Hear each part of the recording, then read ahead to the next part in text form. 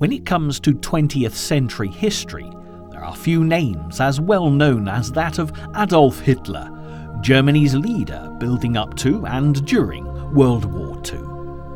However, unlike so many of history's heroes, Adolf Hitler has gone down in the record books for all the wrong reasons. The atrocities committed in his name resulted in the deaths of millions of innocent people, and images of emaciated figures struggling for survival in the concentration camps are synonymous with the reign of terror that Hitler dictated, leaving mankind struggling to make sense of how such a situation could have arisen. Understanding the past can, without doubt, bring hope for the future, and in the case of Adolf Hitler, the benefit of hindsight is a very valuable thing. Tracking his path from insignificance to world domination through to ignominious death in a Berlin bunker demonstrates how the delusions of one man can do irreparable damage if not kept in check, and confirms the old adage that absolute power corrupts absolutely.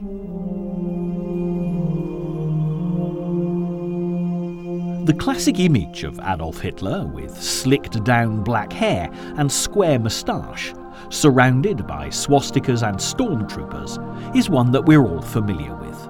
But as with every complex figure from history, to discover the real man behind the legend, we do need to go right back to the beginning. If that old adage that says, "Give me a child until he is 7 and I will show you the man," has any substance, it is certainly relevant for anyone considering the rise and fall of Adolf Hitler.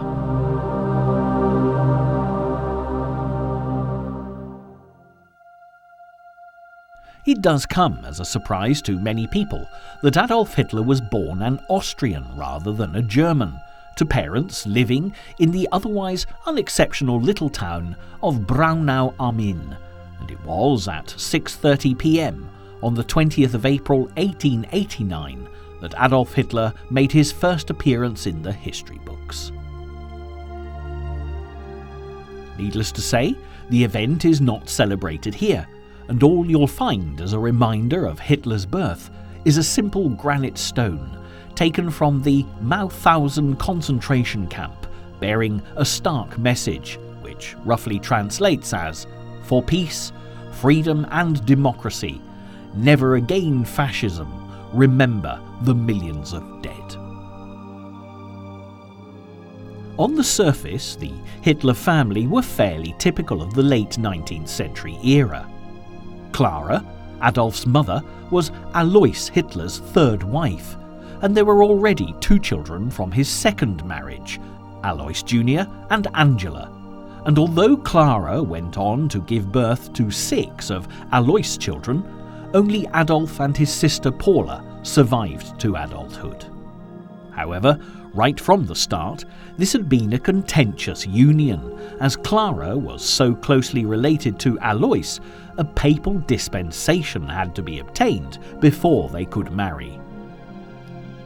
As an official in the Imperial Customs Service, Alois was well paid, but away from home a great deal of the time.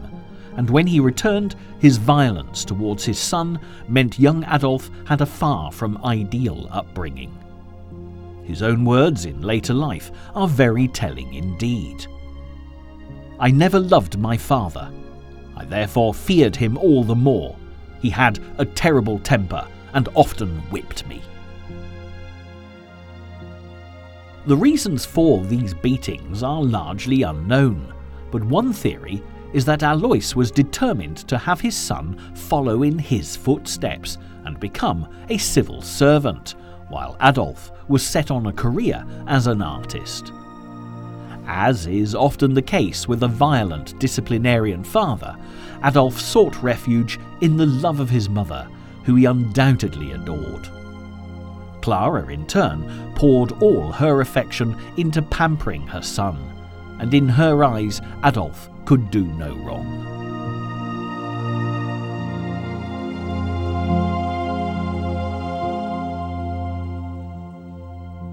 When it came to education, looking at Hitler's frenzied concentration-making speeches, it's hard to believe that at school he was regarded as a lazy pupil.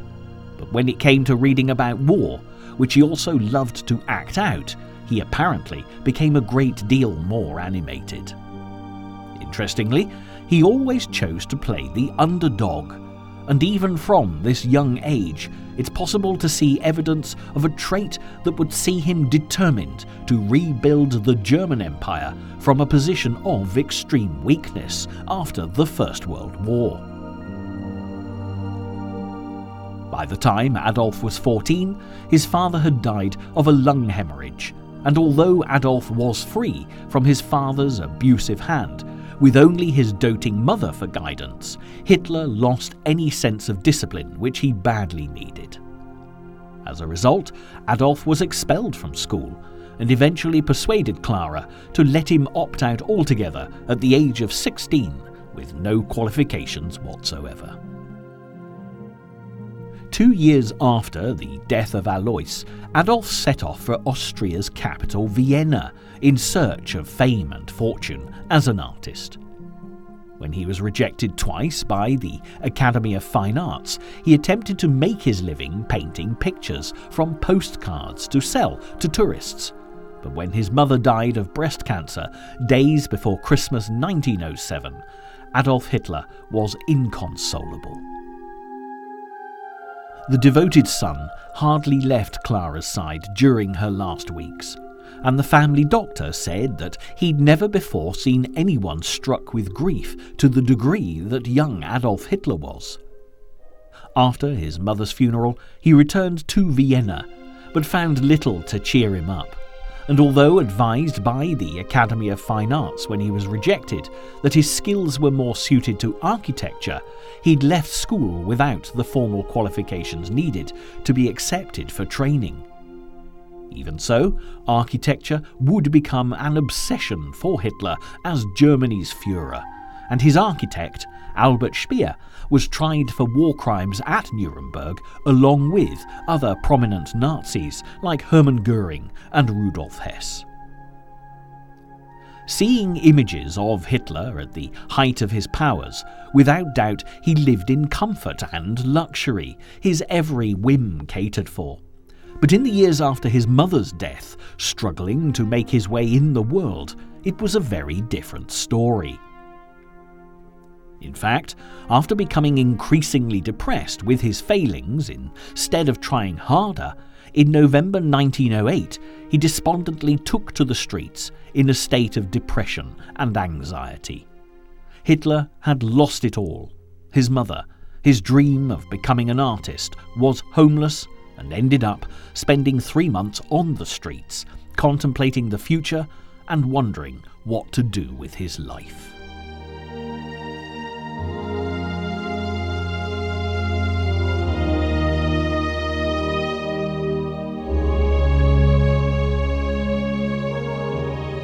But gradually, Hitler began to claw his way back into society, firstly seeking refuge in a shelter for the homeless, before settling into lodgings for poor working men. Some suggest that Hitler was a confirmed anti-Semite before he moved to Vienna. However, without doubt, the city was a hotbed of traditional religious prejudice, and he certainly came into contact with others who believed the Jews were responsible for the misfortunes of Austria. Whatever the origins of Hitler's notions of racial purity, an opportunity arose for him to leave Austria in 1913, when he inherited the last part of his father's estate, and he moved to Munich, saying that he'd always wanted to live in a real German city. The relocation also helped him avoid conscription into the Austrian army, something that he very clearly did not want to happen. Hitler was always adamant that he avoided conscription because he didn't want to join the Austrian army rather than due to cowardice. He'd always felt a connection with Germany, and when World War I broke out in 1914, he was overjoyed and later wrote, I am not ashamed to say, carried away by enthusiasm of the moment, I sank down on my knees and thanked heaven out of the fullness of my heart for granting me the good fortune of being permitted to live in such a time. With Hitler's love of warfare and his newly adopted homeland, Germany, he immediately volunteered to fight for the German army. This was a crucial turning point in Hitler's life and that of history. Up until this moment in time, fate could have taken the future dictator's fortunes in any direction. He could have continued painting, gone on to become a civil servant, or just disappeared into obscurity. But as a fervent young patriot going off to war, Hitler was destined to embark upon a path that would lead him and the world to the brink of disaster. As a volunteer, Hitler was certainly dedicated, earning various medals, never asking for leave, and living the life of a model soldier. Reports state, however, that people around him became annoyed by his eccentric behaviour and his unquestioning, unflinching patriotism towards the German cause. However, this most memorable period in his life, as he described it, soon ended when news of Germany's defeat reached him as he lay in hospital after becoming temporarily blinded by a mustard gas attack in 1918. Many years later, he recalled the moment in vivid detail. Everything went black again before my eyes. I tottered and groped my way back to the ward, threw myself on my bunk and dug my burning head into my blanket and pillow. So it had all been in vain.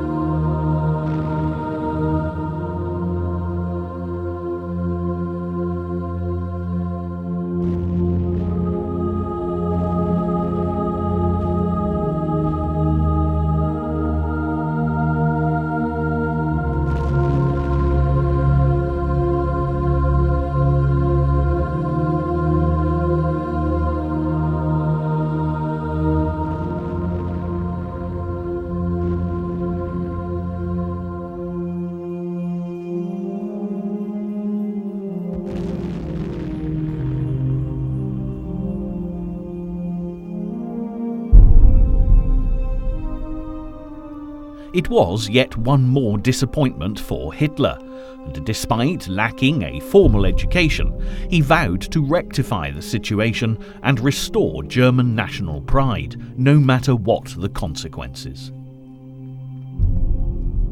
With the signing of the Treaty of Versailles on 28th of June 1919, Germany was forced to take full responsibility for the war, and with the flourish of a pen, the German Empire was destroyed. Hitler and a number of his compatriots couldn't believe what was happening, and he claimed that his adopted people were being stabbed in the back by socialists, Jews, and democratic politicians. It was time for Hitler, the political animal, to take over from the soldier. When he returned from the trenches to Munich, it was evident that Germany had lost its sense of direction. There were numerous political parties clambering to take control, and as a result, there were riots, assignations, and ever-changing shifts of power. Germany hadn't only been defeated in the war, the nation had also been so severely punished it was impossible for economic stability to be restored. Hitler found himself ideally placed to convince others that his radical views were perfectly acceptable, as Germany had been treated so badly by the rest of the world. Firstly, Hitler gave his support to factions of the army that wanted to overthrow the new republic, and in a very short time his determination was rewarded. The budding leader was handpicked to become a political instructor and was sent to learn about anti-Bolshevism, which is when his talent as a public speaker came to light. The political wing of the army could see Adolf Hitler's strengths as an orator, which would prove extremely useful for propaganda purposes, and he was sent to observe a small German workers' party with extreme nationalist views. On the 12th of September 1919, Adolf Hitler spoke at a meeting of the German Workers' Party. It went down so well that he was immediately asked to join the committee, and within a few months he'd taken over the leadership. The group is thought to have had only about 40 members at the time, but it was just the platform Hitler needed to launch himself from. In 1920, the name was changed from the German Workers' Party to the National Socialist German Workers' Party, in effect the birth of Nazism. Next, Hitler designed the iconic swastika symbol, giving the party an unmistakable image, then turned his attention to a weekly newspaper to help spread his propaganda around Munich. After a short while, the Nazis had recruited thousands of ex-soldiers to form their own private army, the SA, and support for the party and its leader escalated at a remarkable pace. Alongside the German nationalistic cause, Hitler was also able to present his anti-Semitic and other equally extreme views to the growing Socialist Party. So it was that Adolf Hitler became a very popular leader, accepted as being the saviour of the German people, without anyone realising the dangers his distorted opinions could pose. It was almost an overnight success, and the newfound power quickly went to Adolf Hitler's head. He demanded a no-questions-asked policy, and anyone who didn't agree with Hitler was swiftly and, on occasion, violently expelled. Then, on the 8th of November 1923, along with 600 members of the SA, he burst into the Munich beer hall, where the leader of the Bavarian government was addressing a large crowd. Hitler jumped upon a table and, shooting his revolver into the air, shouted, "The National Revolution has begun." But Hitler had banked on the army, police and the rest of the government supporting the coup. Only when it came to the crunch moment, they failed him. Undeterred by his embarrassment, Hitler was still confident that he could steal power in Munich. So the next day, he tried much the same thing again, only this time he was arrested. For many leaders, this would have been the end of their career. However, Hitler had a great deal of support in Munich, and consequently was only given a minimal sentence of 5 years in prison and served just 13 months. What's more, Hitler was completely unrepentant and used his time in prison to mastermind his grand plan.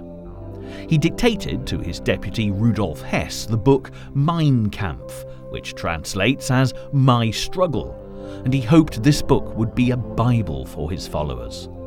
He laid down his plans, his vision, and cemented his view of the master race. From his prison cell, Hitler also decided that his political party must be completely transformed and expanded nationally, because the Nazis needed to spread throughout Germany to contest the existing political system and take complete control. It wasn't long before the Nazis had become a seemingly legitimate political party, and when the Wall Street crash hit America and the Great Depression spread far and wide during the early 1930s, the Nazi ideology seemed very attractive indeed to the poverty-stricken German masses. Within 10 years, the Nazi Party had increased the number of seats they held in the Reichstag from 14 to 288, and on the 30th of January 1933, Hitler was sworn in as Chancellor, ready to put the next phase of his plan into action. Although an election was scheduled for early March, it would be fair to say that democracy had already broken down. Communist meetings were banned, the Catholic Centre Party had their meetings disrupted, and the election rallies of the Social Democrats were often violently broken up.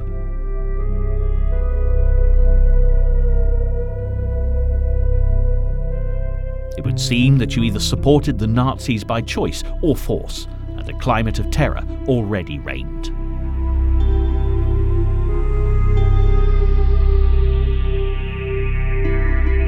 The Reichstag today looks as if nothing could ever have troubled its dignified exterior. But on the night of 27th of February 1933, a ferocious blaze ripped through the building, destroying the Great Hall and leaving the German seat of government in ruins. The Nazi Party used this disastrous event to their advantage, blaming the communists for starting the fire, justifying their introduction of a state of virtual martial law and, in effect, a total ban on the communists.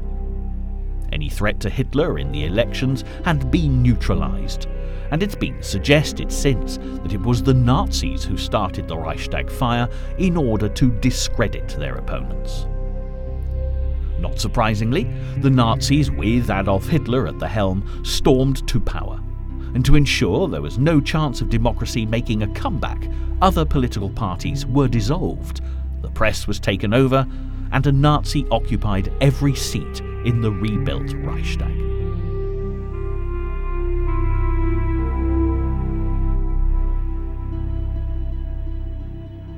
The final blow to democracy came with the death of President Hindenburg on the 2nd of August 1934, when a law was passed proclaiming the presidency dormant, transferring the role and its powers to Hitler as head of state.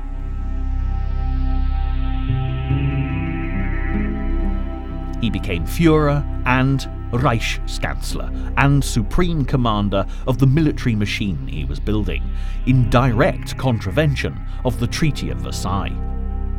Officers were forced to swear an oath of allegiance not to the Constitution, but to Hitler personally, and from this moment onwards it was impossible for anyone to legally challenge anything Hitler chose to do.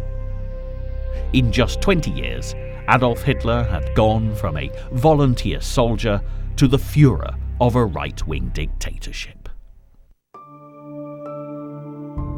But this was only the beginning, and it wasn't long before the extremes Hitler was prepared to go to put Germany back on the map began to surface. In his opinion, the German peoples needed Lebensraum, which translates into living space, and it was his aim to create enough living space for an explosion in the nation's population.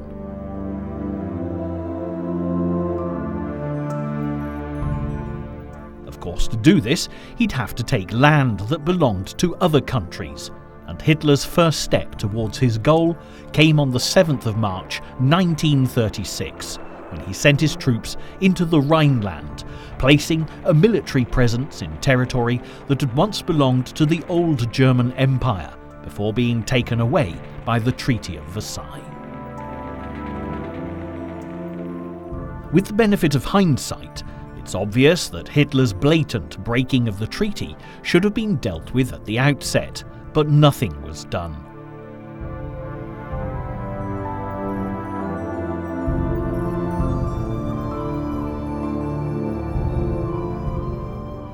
Also, because he was giving the German people a new sense of pride, by the end of 1936, Hitler's popularity had reached new highs. The military was expanding, pacts had been agreed with Italy, and it looked as though there'd be no stopping Hitler's rise to power as he turned his attention to global domination. Since becoming a notable political figure in 1933, Hitler had concentrated on foreign policy, and in particular the Treaty of Versailles, or as he renamed it, the Slave Treaty, which he was obsessed with destroying. But it wasn't only foreign policy that was the order of the day for Hitler. He was also changing German society, and this is when his deeply entrenched personal prejudices started to come to the fore. Family planning clinics were closed, so more babies would be born. He gave newlyweds a copy of Mein Kampf to take on honeymoon, and entertainments were purged of anything the Nazis didn't approve of.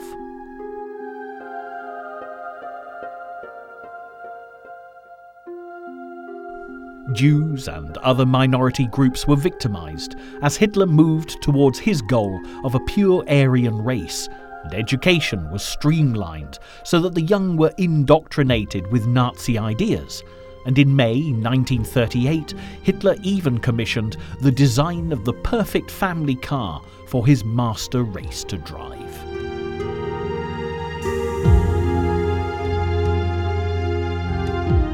The car in question we know today as the Volkswagen Beetle, and from these early beginnings in Nazi Germany, the people's car went on to become one of the world's most iconic vehicles. Although, in the 21st century, very few people realise that it was Adolf Hitler who was responsible for its creation.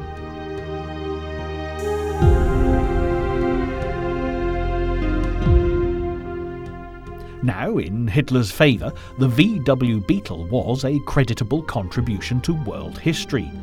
But the same could never be said of what was to follow, because Hitler was preparing for war.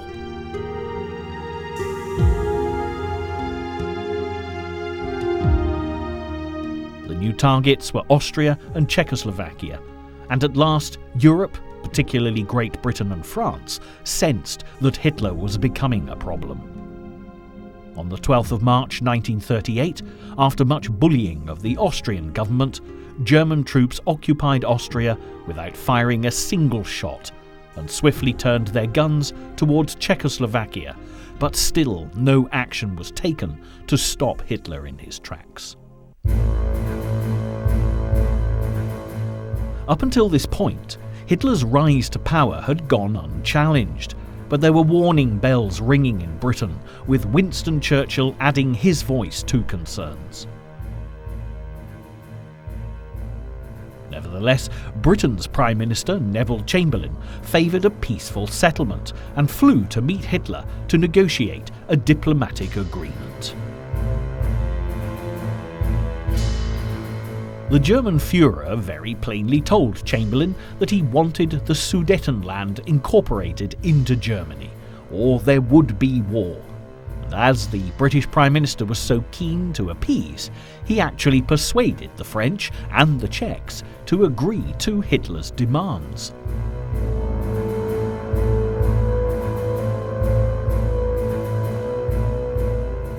Chamberlain flew back to London, clutching the signed Munich Agreement. He proudly declared that it would mean peace for our time, while the Sudetenland was handed to Hitler on a plate.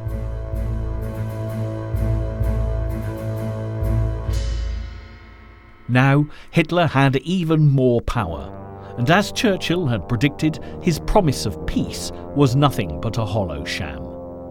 On March the 15th, 1939, the Nazis stormed into Czechoslovakia to take up occupation. The Czech troops were no match for Hitler's military machine and simply laid down their weapons as the Germans roared in. Soon after that, Lithuania also fell, and by now the world knew that Hitler could no longer be appeased, and the time for direct action had now come. War in Europe was imminent, but Hitler was at the height of his manipulative powers, and in August 1939 he signed a non-aggression pact with the Russians to guarantee he'd not be attacked from the east. Unbeknown to the Soviet dictator Joseph Stalin, Hitler's contempt for the Russians was almost as fierce as his hatred of the Jews, but at this point he was well aware that he did not have the manpower to take on the British, the French, and the Soviets.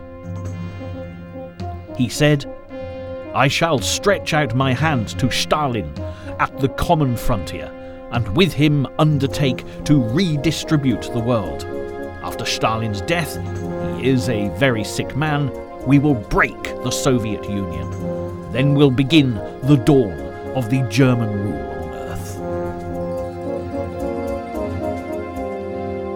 Chilling words, but for the time being at least, Hitler was safe from an attack on the Eastern Front and in a position to march on Poland. This was key because Britain and France had signed a pact with Poland to support them in the event of a German invasion, and even Chamberlain had no way of using appeasement to stop Hitler in his tracks this time. On the 3rd of September 1939, at 11:15 a.m, a seemingly peaceful Sunday morning in Britain, one of the most fateful dates in world history was etched on the memories of millions of people. The lawnmowers stopped, and families crowded around their wireless sets to hear Prime Minister Chamberlain deliver one of the gravest messages in modern history. I am speaking to you in the Cabinet Room at 10 Downing Street. This morning, the British ambassador in Berlin handed the German government a final note, stating that unless we heard from them by 11 o'clock, that they were prepared at once to withdraw their troops from Poland, a state of war would exist between us. I have to tell you now that no such undertaking has been received, and that consequently this country is at war with Germany.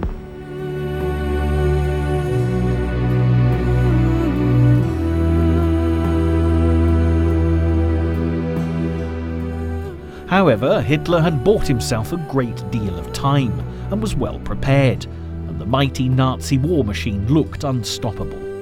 Soon after the occupation of Poland, Denmark and Norway also fell, and as Hitler stormed through mainland Europe, his powerful panzer tank divisions ripped through the countryside. Although enjoying the protection of the English Channel, the people of Britain were well aware that Hitler would soon look towards their island, and Chamberlain no longer inspired confidence for a nation at war.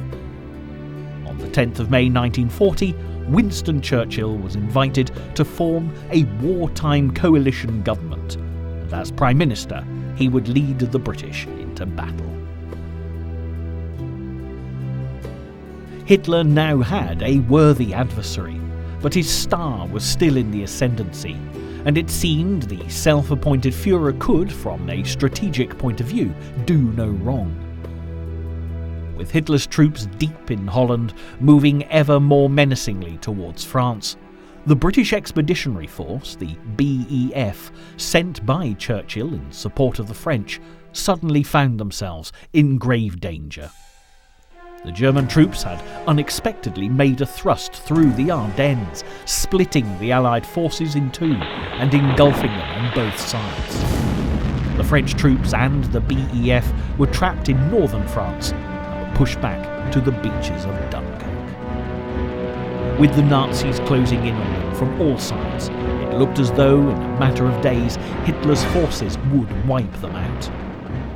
But as the Allies fell back to the beaches to await their fate, the German tanks stopped short of Dunkirk. Had Hitler lost his nerve?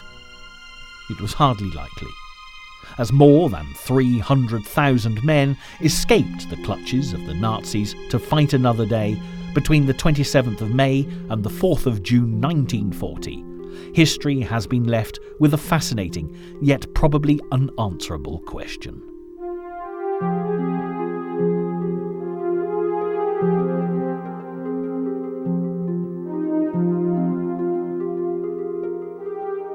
Some believe that Hitler let the troops go as a peace offering to the British, because he still hoped for an Anglo-German pact. Others think it was because he was more interested in getting to Paris and securing the occupation of France that made him momentarily lose his focus. It has also been suggested that Hitler had promised the Luftwaffe that they should have the honour of finishing off the BEF as sitting ducks on the Dunkirk beaches.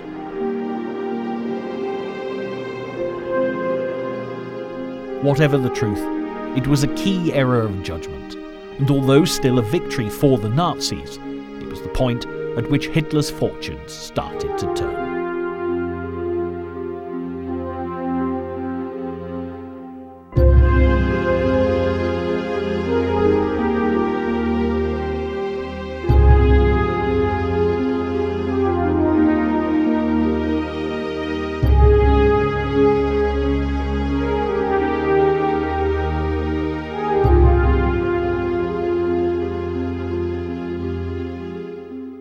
As well as the strategic considerations, it is possible Hitler's undoubted arrogance played a part in allowing more than 250,000 fighting men to slip through his fingers.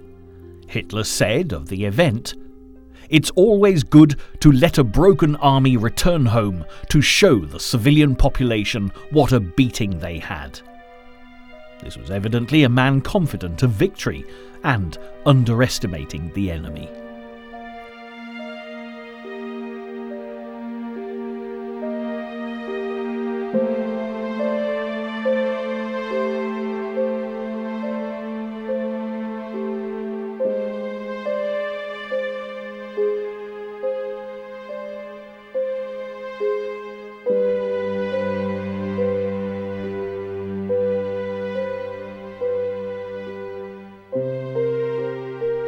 What he failed to appreciate was that by letting a broken army run home, you allow them to fight another day, and a few years later, when the Allies returned to France, Hitler was close to being defeated, and the D-Day landings of June 1944 marked the final point where the Germans could actually have turned the war back in their favour. But as the BEF were rescued from Dunkirk in 1940, the D-Day landings were a long way off, and following Hitler's actions step by step will reveal how, from a position of such strength, even the mightiest can fall. With most of Europe now under his control, Hitler did look towards Britain when he realised, with Winston Churchill as Prime Minister, there was never going to be an Anglo-German pact. Hitler had always said that the British and German people belonged together racially and traditionally. However, Churchill saw things very differently. So Hitler issued a directive on the 16th of July 1940 to begin the invasion of the British Isles, codenamed Operation Sea Lion, a campaign he believed would be concluded before the winter set in.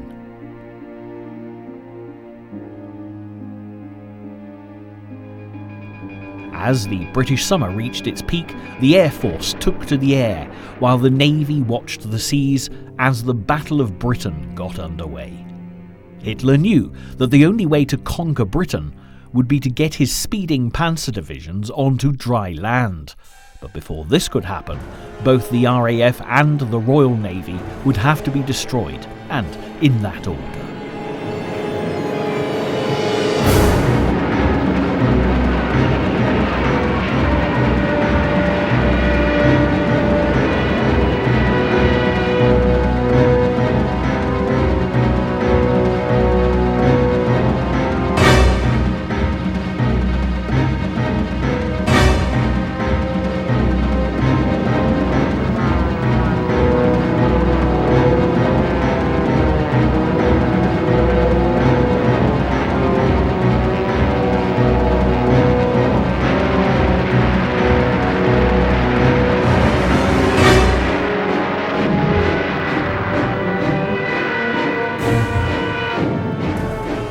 After weeks of dogfights and bomb attacks on RAF bases, Hitler came closer than he knew to achieving his objective. But a strange succession of events distracted him at the precise moment he could have secured victory. The Luftwaffe concentrated predominantly on bombing the airfields of southeastern Britain. However, during one raid, there was an incident when a German bomber found himself way off course. An RAF fighter had pursued him, and while in the skies over London, the Luftwaffe pilot dropped his cargo of bombs.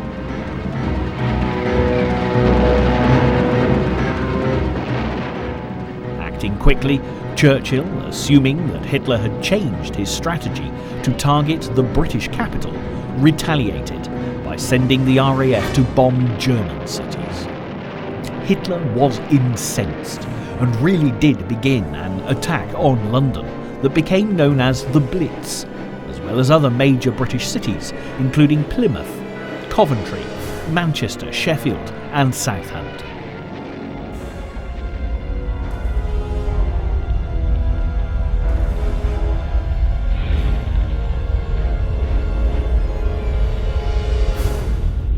Now, although this was bad news for Britain's city dwellers, it did give the RAF the breathing space they needed to get back into the fight. And with the Luftwaffe having to fly further inland to hit their targets, they were a great deal more vulnerable. Without viewing the bigger picture properly, Hitler had made another snap judgment that would cost him dearly. With the summer over, on the 17th of September 1940, Hitler had to postpone Operation Sea Lion because the tides would not be suitable for an invasion by sea until spring 1941. Unused to having his plans thwarted, Hitler threw everything he had into the Blitz, determined to break the spirit of the British people. But again, he underestimated his enemy, and more importantly, the rare skill of Winston Churchill to motivate the people.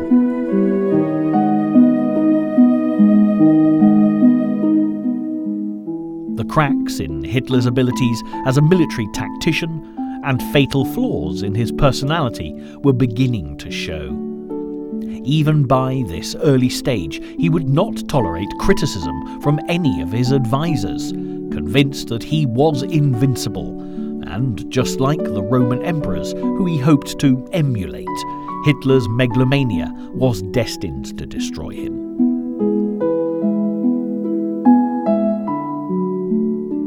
After the disappointment of Operation Sea Lion, Hitler turned his gaze to the Soviet Union, no doubt looking for a quick, decisive victory to keep his demons at bay.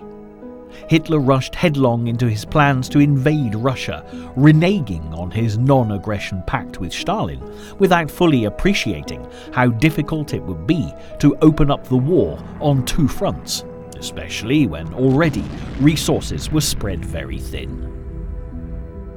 It was becoming obvious that this war was one man's personal crusade, and his decision to send 3 million troops into the Soviet Union, with the benefit of hindsight, can only be described as a huge error of judgment. No one, least of all Hitler, had any idea what the Soviet military was capable of, and Churchill famously described the Russians as a mystery wrapped up in an enigma. Unbeknown to the outside world, Stalin had totally transformed his military forces. And when the German army charged across the border on the 22nd of June 1941, they were in for the shock of their lives. The fighting in Russia tied up a huge number of Hitler's men for the rest of the war, and as his rationality became steadily more questionable, the odds were rapidly stacking against him. As 1941 progressed, another headache developed for Hitler as a result of his alliance with the Japanese. When they attacked the US Navy stationed at Pearl Harbor on the 7th of December, not only did Hitler have the British and the Russians as enemies, but he now had the full might of the American military directed against him as well. True, he was still on the offensive and controlled most of Europe, and during 1942, his persecution of the Jews and other minority groups reached alarming new heights. The atrocities being committed in the concentration camps, including Auschwitz and Belsen, became daily more inhuman. And when news reached the Allies of the scale of the horrors, the genocide ordered by Hitler resulted in a heightened determination to defeat him.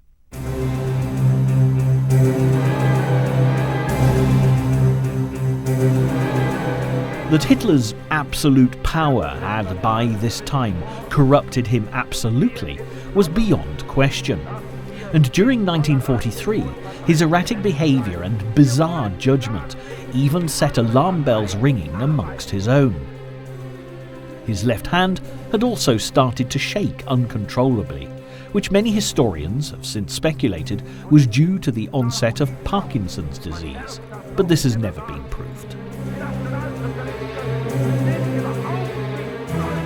The tide had turned dramatically against Hitler, and although, like a wounded animal, he was still capable of doing an incredible amount of damage, By early 1943, his fate was sealed in Russia, and his fall from power became simply a matter of time. The Battle of Stalingrad developed into arguably the bloodiest battle in human history. In the depths of the Russian winter, the German Sixth Army was completely destroyed, and Hitler could do nothing as he became vulnerable to attack from the Russians on the Eastern Front. After the German surrender in Stalingrad, the losses in battle were beginning to pile up, even though Hitler remained adamant that Germany would be victorious.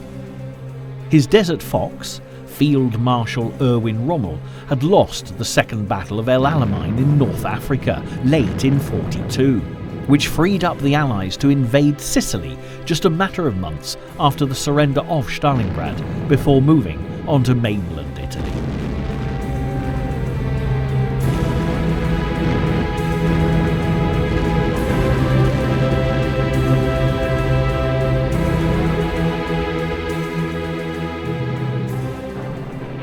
Although the writing was already on the wall, in terms of Hitler's demise in so many respects, just as he continued to believe himself invincible, the Allies were still far from confident of victory. Despite an upturn in their fortunes as 1944 began, the carefully planned invasion of France by the British, American and Russian leaders would be key to the outcome of the war. When D-Day came in early June, even Eisenhower, the American charged with overall command of the Allied operation, prepared 2 speeches to cover either the success or failure of the mission. The D-Day landings began 24 hours later than planned, due to unseasonable weather on the 6th of June, when the largest seaborne invasion in history left the south coast of Britain as 155,000 troops crossed the Channel.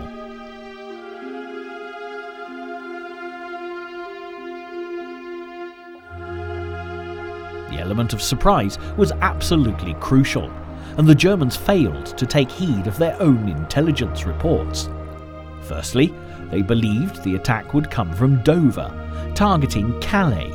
Secondly, the bad weather convinced them that the Allies would wait for calmer seas.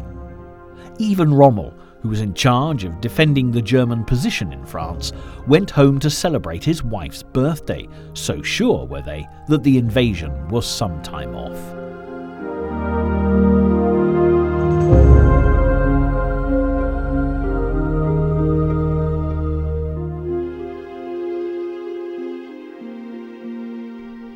However, when the onslaught of Allied troops arrived on the beaches of Normandy, a German defeat was inevitable, as Hitler's depleted armies were now pushed back on 3 fronts.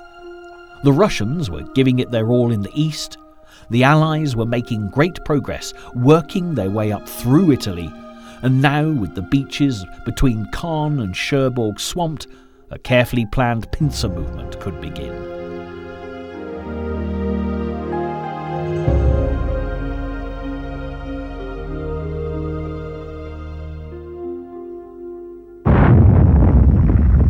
Although the Germans continued to fight back fiercely, the Allies were fast closing in, and Hitler, running operations from Berlin, was urged by his closest aides to flee the city. But as he stubbornly refused to accept their advice, his top officials knew that the war was over. It was simply going to be a question of when.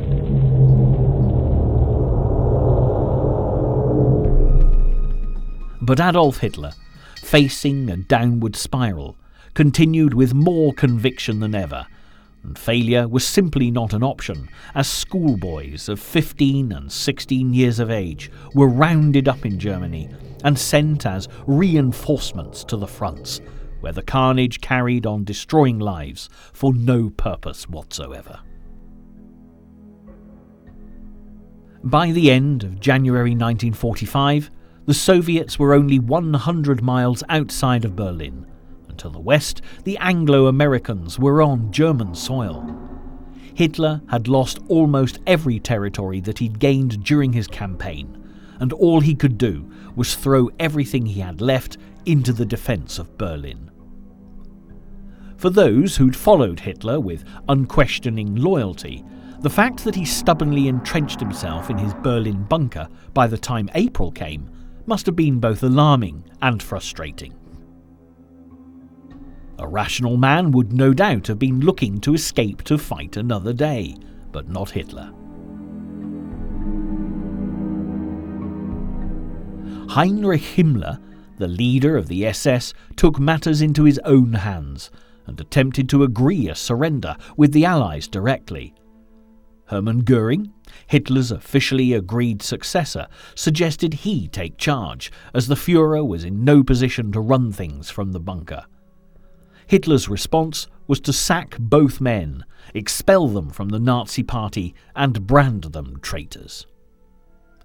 Interestingly, Hitler's companion in the bunker was Eva Braun, a woman who's been the source of much fascination to those trying to make sense of the man behind the legend that was Adolf Hitler. Eva had been involved with Hitler since 1929, and from 1936 onwards she'd been part of his household at the Berghof, his country retreat near Berchtesgaden in the Bavarian Alps. They'd never married because Hitler was afraid of alienating his female admirers. But when Eva, like the Führer, was encouraged to flee to safety, she chose to stay with Hitler, claiming she was one of the few people left who'd stayed loyal to him. As the Russians got ever closer, on the 29th of April, Adolf Hitler and Eva Braun were married in the bunker. But the 1,000-year Reich that had been Hitler's dream lay in tatters after a mere 12 years. And the day after the wedding, the bride and groom committed suicide rather than face capture. Shockingly, even at the end, Hitler showed no remorse, claiming his defeat had been due to the treachery of the officer classes in the German army. And even more bizarrely, he actually blamed the start of the war on the Jews and those who worked for them. Nevertheless, with the gunshot ringing out that killed Adolf Hitler, the war in Europe was effectively over.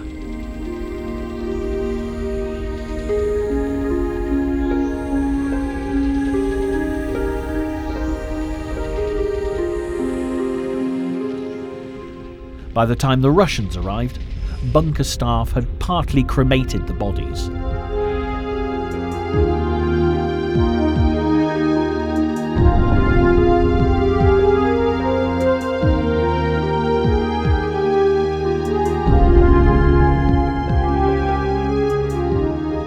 But the most tragic find for them would have been the 6 beautiful, innocent children of Joseph and Magda Goebbels.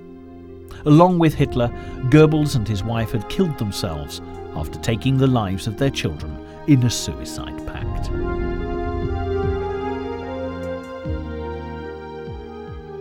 As Europe celebrated VE Day on the 8th of May 1945, the war continued in the Pacific, predominantly between the Americans and the Japanese, until the newly appointed President of the USA, Harry S. Truman, gave the order to drop the atomic bomb, firstly on Hiroshima and then on Nagasaki, forcing the final surrender, which marked the end of World War II. So we've also come to the end of our journey, charting the rise and fall of Adolf Hitler. Here, at the German cemetery at Le Combe, set back a short distance from France's Normandy beaches, made so famous during the D-Day landings of 1944. The salutary lessons of the true horrors of World War II and the carnage instigated by the obsessions of one man are clearly visible for all to see. It's all too easy to count the cost of Hitler's atrocities by considering how he treated those he made his enemies. However, the real tragedy is that his own people suffered horribly as well. In the 21st century, understanding how the rise and fall of Adolf Hitler came about will hopefully promote peace and a spirit of reconciliation, which this cemetery at Le Combe epitomizes.